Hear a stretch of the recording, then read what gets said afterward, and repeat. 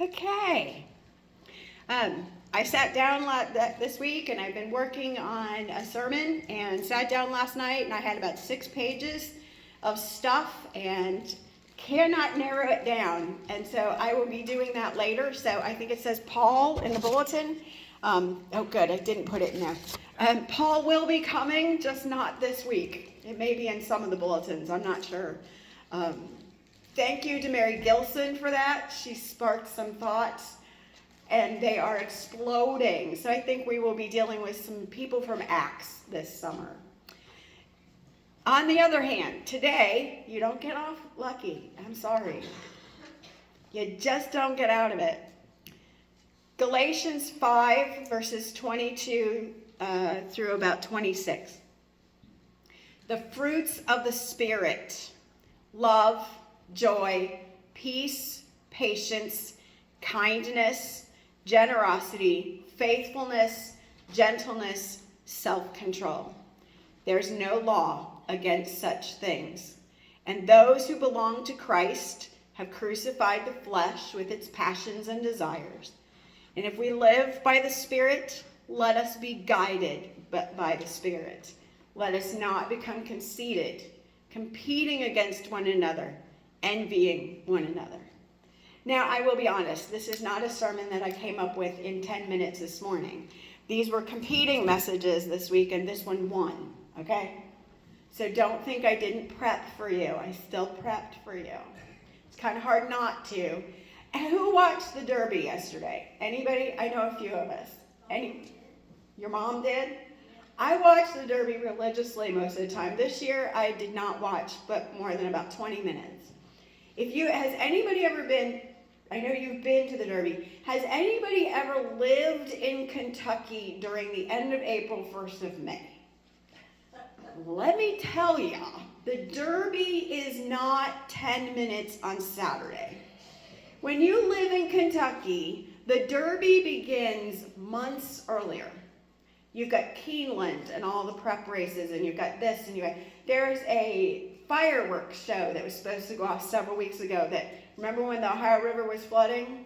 They canceled the fireworks in preparation for the Derby because the river was too high.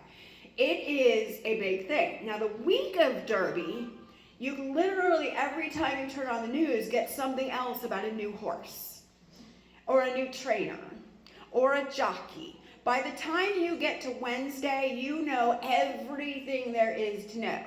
And you know the food that will be served and who will be fixing it. My daughter texted me yesterday and she said, "It's Derby Day."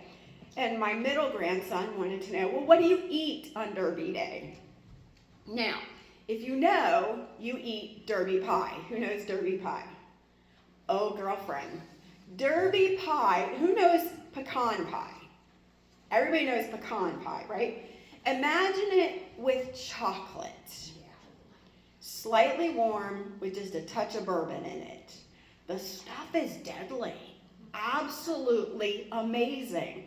It probably about 3 bites and you're done. It's that kind of rich. And anybody else had a hot brown? That's my favorite. Okay, I'll tell you about hot browns later. Then there's this burgoo. It's kind of like a beef stew, but a little different. But anyway, I was telling her all these things and she's like, what?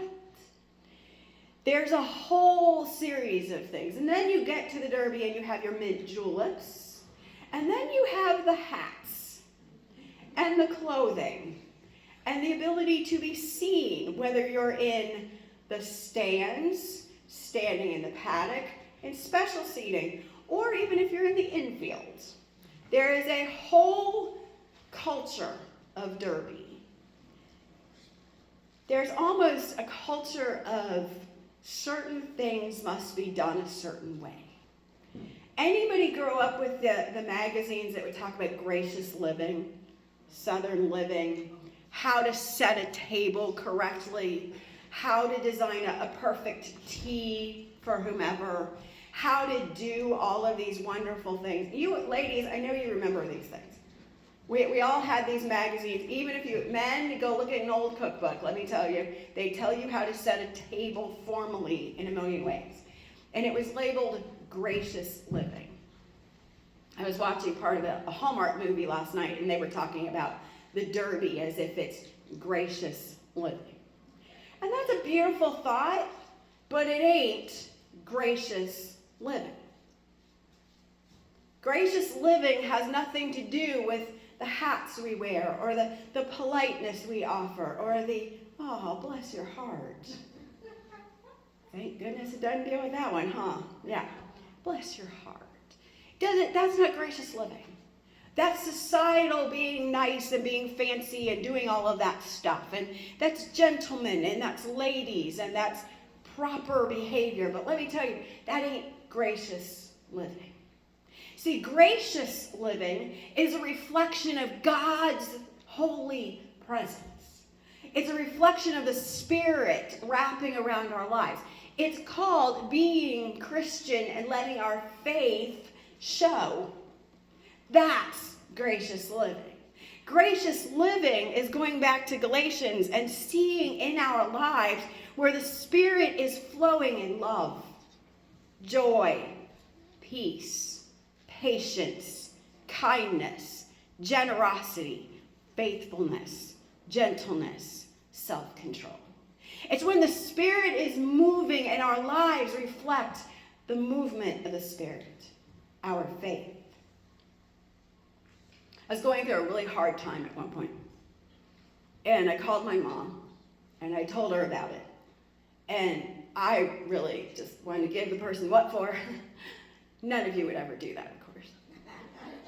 Sometimes I think people deserve it, but my mom's comment to me was, be gracious. Now I was all of 29 years old, 28, 29, and my thought of being gracious was, you gotta be kidding me. I have to be nice to this person. I think graciousness is something we learn. It's something that we learn through experience of focusing in on, I am gonna love you. I may not like you today, but I am going to love you. My faith is going to win out over my desire to give you what you really deserve. I'm going to be gracious to you. It's not easy. It is difficult. It is a choice to be gracious and to live graciously. And that's why I say I think it takes experience. Because some of the people who I have known who have been the absolute most gracious people ever were old. No offense. But some of the oldest people I've ever known who had plenty of experience and plenty of time taught me the most about being gracious, about being kind. As Christians, may our faith grow. May the Spirit take our hearts more. May we choose graciousness over selfish ambition, the desire to be angry, the desire to set someone straight. The world needs us to be gracious, as difficult as it may be. May God's wisdom guide us. May God's presence move through us.